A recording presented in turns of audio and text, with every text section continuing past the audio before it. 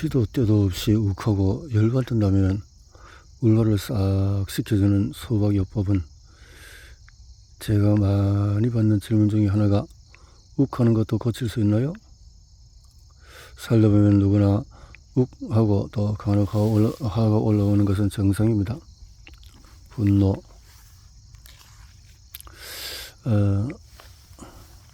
수박 속 몰라요. 사람 속도 몰라요.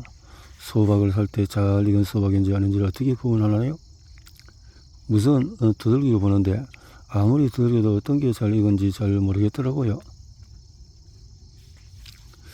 욱 했을 때는 일단 심호흡을 하고서 나는 저 사람 속을 모른다라고 되뇌입니다. 내가 모르는 어떤 영문이 있을 수 있음을 인정하는 거죠. 그렇게 생각하면 욱하고 올라오던 감정이 조금 가라앉는 것을 느낍니다. 이것을 수박요법이라고 부릅니다. 이것은 앞서 말한 남의 생각과 의도를 아는 것처럼 생각하는 사고 오류, 독심술을 줄이는 방법이기도 합니다. 제가 영어 표현을 종종 말씀드리는데요. 그 이유는 언어가 사고의 발현이기 때문입니다. 저렇게 생각할 수도 있네라는 사고의 전환을 알려드리고 싶어서 기회가 되면 소개하고 있습니다. 그래서 give him the benefit of doubt라는 영어 표현이 있습니다. 상대의 미심쩍은 점을 상대방에게 유리하게 해석해 준다는 뜻이에요.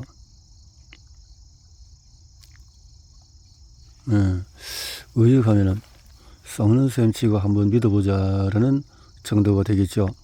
미심쩍지만은 그것이 거짓이라는 확증이 없다면은, 즉 긴가민가 의문이 남아 있다면은 상대에게 유리한 쪽으로 봐주라는 것입니다.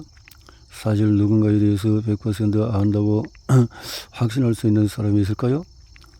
아주 가까운 사람, 심지어 가족조차도 그의 마음이나 그의 처한 상황에 대해서 100% 다 알지 못합니다. 저마다 처한 상황과 환경이 다르기 때문이죠. 신이 아는 이상 우리의 조청이나 판단이 틀릴 수 있는 더 다윗은 언제나 존재합니다. 다 안다고 생각한다는 것은 착각입니다.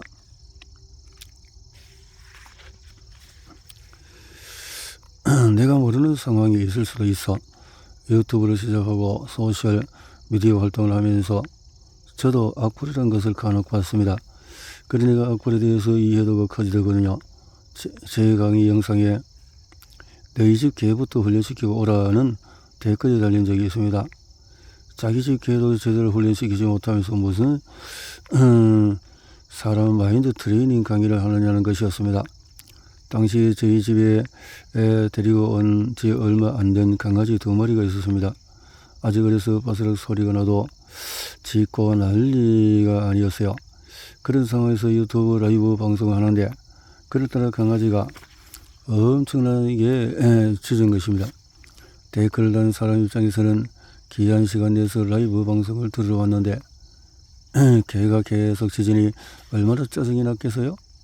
제게 이웃에 웬 민폐냐라는 댓글도 있었습니다. 그러자 그 밑에 이런 댓글이 달렸습니다. 미국은 땅이 넓고 집집마다 마당이 달려 있어서 옆집에는 개 짖는 소리가 잘 안 들 거예요. 이 댓글을 단 분은 이미 수박요법을 사용하고 있는 분이었습니다.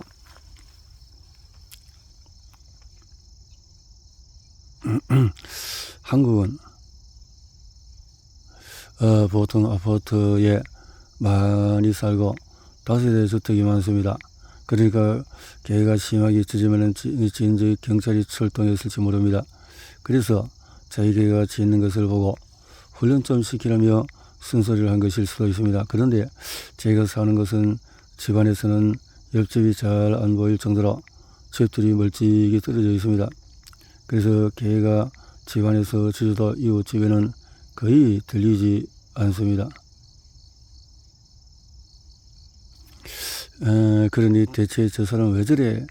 뭐 저런 사람이 있어, 저런 인간이 있어 라는 생각이 들 정도로 이해할 수 없는 일이 생기면 내가 그 사람의 환경과 상황을 잘 모른다는 것을 먼저 떠올리기 바랍니다. 그에게 내가 모르는 상황과 이유가 있을 수 있으니까요. 아까 알려드린 대로 더 베니핏 오브 다우트를 주라는 것입니다. 가끔 운전을 하다 보면은 비상식적으로 끼어드는 차를 만날 때가 있습니다. 그럴 때면 뚜껑이 열리고 여기 나오기도 하죠. 그렇게 욱할 때 내가 모르는 상황이 있을 거요 라고 생각해 보면 어떨까요? 물론 진짜 이상한 사람일 수도 있습니다. 하지만 아이가 응급수술을 받아야 해서 병원으로 가는 길일지도 모릅니다. 누군가 너한테 이유 없이 짜증을 내고 불친절하게 굴 때도 내가 모르는 상황이 있을지도 몰라 라고 생각해 보세요. 그 사람의 의도는 나쁘지가 않았을 거야. 욱함을 시키는 또 한 가지 방법은 그 사람의 의도는 나쁘지 않았을 거야 라고 생각하는 것입니다. 다우트. 아이가 말을 들을 수 있었으면 들었을 겁니다. 부모님이 바라는 대로 할 수 있었으면 아마 아이도 그렇게 했을 거란 말이죠. 친구랑 싸우지 말고 수백 번을 말했는데 말을 안 듣고 계속 친구랑 싸우는 아이 때문에 힘들어하는 부모님이 있습니다. 그 아이는 싸우지 않아야 한다는 것은 알지만은 싸움을 하지 않고 갈등을 해결할 기술이 아직은 없는 것입니다. 일부러 말을 안 듣는 게 아니라 아직 그 정도밖에 발달하지 못한 거예요. 할 수 있는데 안 한다고요? 어떤 날은 하는데 어떤 날은 일부러 안 하는 것 같다고요? 그렇다면 매일 지속적으로 잘할 정도로 발달하지는 못한 겁니다. 어른도 그런 경우가 있죠. 옳다는 것은 알지만 매일 실천하지 못하는 일 다들 한 가지쯤 있지 않나요? 수박요법의 핵심은 열림은 오픈 마인드니스.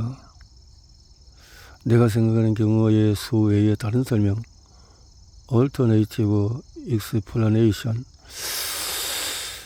내가 모르는 상황이 있을 수도 있다고 여기는 거, 또 그 사람의 의도가 나쁘지 않았을 거라고 생각하고 그 가능성을 열어두는 겁니다.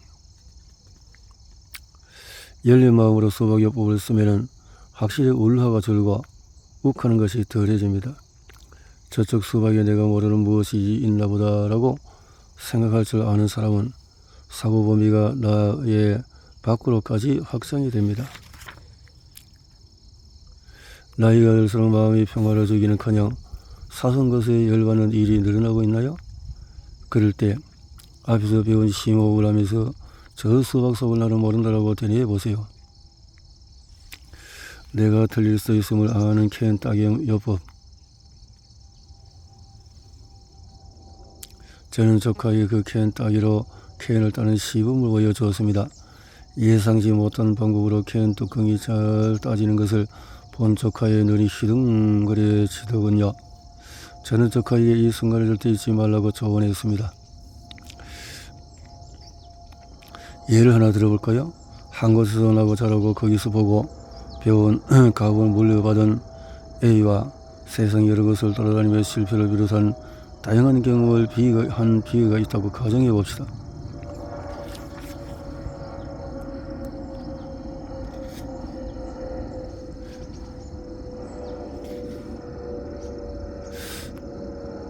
캔 따게. 여러분도 이제 이해할 수 없는 상황이 눈앞에 펼쳐질 때 수박요법과 캔 따게 요법을 떠올려 보세요. 수박 속처럼 사람 속은 알 수 없으며 내가 상상도 하지 못한 방식의 캔 따기도 있다는 것을, 세상에는 내가 모르는 것이 내가 아는 것보다 훨씬 더 많다는 점을 되새기는 것입니다.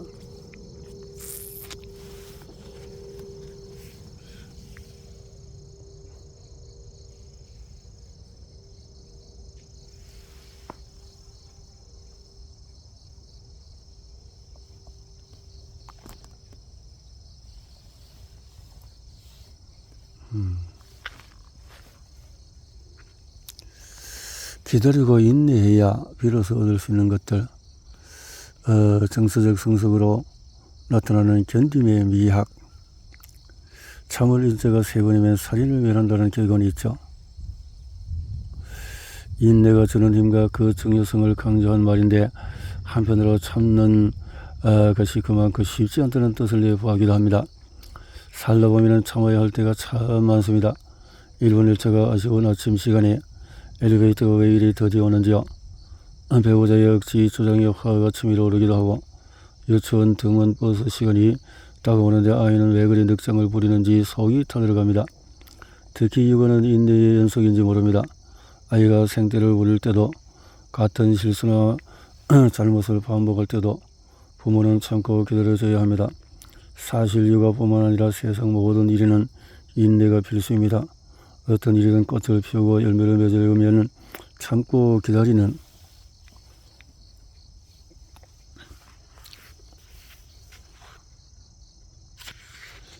시간이 반드시 필요한 법이니까요. 정서적 성숙의 바로미터, 자기조절 능력, 인내의 사전적인 의미는 괴로움이나 어려움을 참고 견딤입니다.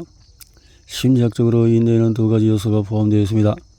첫 번째, 만족시간 딜레이드 그래티피케이션, 시간적 기다림의 의미를 담고 있죠. 아이가 성숙할 때까지 기다리고 어떤 일이 무르익 있기를 기다리는 것이 여기에 해당합니다. 두 번째는 좌절감내, 프러스트레이션, 톨러런스, 프러스트레이션, 톨러런스, 좌절감내, 불편한 것을 수용하며 견디는 것을 말합니다.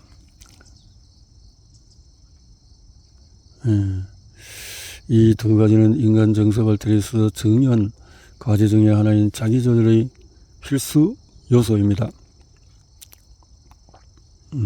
갓 태어난 신생아에게 만족지연과 좌절감내 능력이 없습니다. 5세 정도가 되면 당장 과자를 먹을 수가 없으며 기다려야 한다는 개념을 이해할 수가 있습니다. 이 또한 개념을 이해한다는 것이지 실제로 기다릴 수 있다는 의미는 아닙니다. 15세쯤 되면 게임을 1시간만 하겠다고 약속하고 싫어도 이를 지키려고 애쓰는 것이 가능합니다. 하지만 청소년기에는 만족지연, 좌절감내 능력이 미성숙하기 때문에 실패하는 경우가 많습니다. 그러면 대체 언제쯤 자기조절이 가능하냐고요? 이를 위해서는 뇌의 발달 시기에 대한 이해가 필요합니다. 자기조절을 주로 담당하는 것이 뇌의 전전두엽인데 이 부분이 뇌에서 가장 늦게까지 발달하는 부분 중에 하나입니다. 개인차가 있지만 전전두엽의 성장은 20대 중반까지 계속됩니다. 대부분 25세쯤 되면 직업을 갖기 위해서는 하기 싫고 힘들어도 공부를 하고 자격증을 따야 한다는 것을 알고 실행에 옮길 수 있습니다. 35세쯤 되면 삶이 자기가 원하는 대로 흘러가지 않아도 그것을 받아들이고 꾸준히 노력해야 한다는 것을 알게 됩니다. 이렇듯이 자기조절 능력의 발달은 결국 인간이 정서적으로 성숙해가는 것은 과정이라 해도 과언이 아닙니다. 그런데 45세인 사람이 식당에서 음식을 주문했는데 늦게 나왔다고 종업원에게 폭언을 했다면요. 퇴근했을 때 집이 원하는 만큼 정돈되어 있지 않다고 배우자에게 버럭 화를 낸다면요. 이런 사람의 만족지연, 좌절감내 능력은 얼마나 성숙했다고 할 수 있을까요? 앞서 살펴본 5세, 15세의 아이보다 기술과 지식, 경험은 더 축적했을지 몰라도 정서 발달 면에서는 그만큼 성장했다고 보기 어려울 것입니다. 인내의 한계를 극복하기 위한 훈련, 전전두엽의 발달이 완료되는 시기가 한참 지났는데도 자기조절이 힘들다면 훈련을 통해서 뒤처진 성숙도를 올리려는 노력이 필요합니다. 화가 나는 순간에 자신을 들여다보세요. 상대가 나에게 이런 대우를 받을 만큼 크게 잘못해서 내가 화를 내는 것인지 아니면 나의 정서적인 성숙도가 부족해서 그런 것인지 만약에 후자에 해당한다면 그 화를 스스로 조절하는 훈련을 해야 합니다. 화가 올라온다는 것을 느껴질 때 쓸 수 있는 가장 기본적인 자기 조절 방법은 바로 심호흡입니다. 심호흡. 심호흡은 몸이 머리에게 보내는 메시지입니다. 호흡이 깊고 느려지면 심박동이 낮아지고 근육이 이완되면서 몸이 좀 더 편안해집니다. 이렇게 편안해진 몸이 긴장하고 있는 머리에게 지금 위험하거나 흥분할 상황이 아니야 라는 메시지를 보내며 소통하는 것이죠. 변연계의 편도체에게 위협이 없다고 알리고 자율신경계에게 교감신경은 내리고 부교감신경을 올리라고 전하는 것입니다. 이 소통도 다른 소통과 마찬가지로 연습할수록 원활해집니다. 간단한 호흡 훈련으로 일생의 과제인 정서적인 성숙도를 한 단계 올려보기 바랍니다. 이 글을 읽으며 화를 조절하지 못하고 버럭했던 순간들이 또 올랐을 것입니다. 조금 더 기다려지고 또 그 모습 그대로 수용하고 감내하는 이면에는 사랑이 있습니다. 반면에 조급함 뒤에는 내 아이가 남들보다 더 잘하기를 바라는 욕심이 숨어 있는 경우가 많습니다. 또 그 욕심의 깊은 곳에는 내가 더 좋은 부모라는 것을 인정받고 싶은 조금은 이기적인 욕구가 자리 잡고 있습니다. 살아가면서 무엇보다도 인내가 요구가 되는 것은 다른 사람과의 관계입니다. 내가 살아가는 대상일수록 욕심과 조급함을 내려놓고 인내를 갖고 사랑으로 상대를 대했으면 합니다. 그러면 그만큼 서로에게 상처를 주고 받는 일도 줄어들 것입니다. 아래 노래에는 사랑의 특성이 하나 잘 표현되어 있습니다. 함께 노력하고 훈련하면서 이 노래만큼 성숙한 사랑을 할 수 있다면 관계에서 더 바랄 것이 있을까요? 사랑은 정도영 작곡 사랑은 언제나 사랑은 오래 온유 시기하지 않고 교만 않고 감사주고 믿고 참아내고 변함이 없네 끝까지 사랑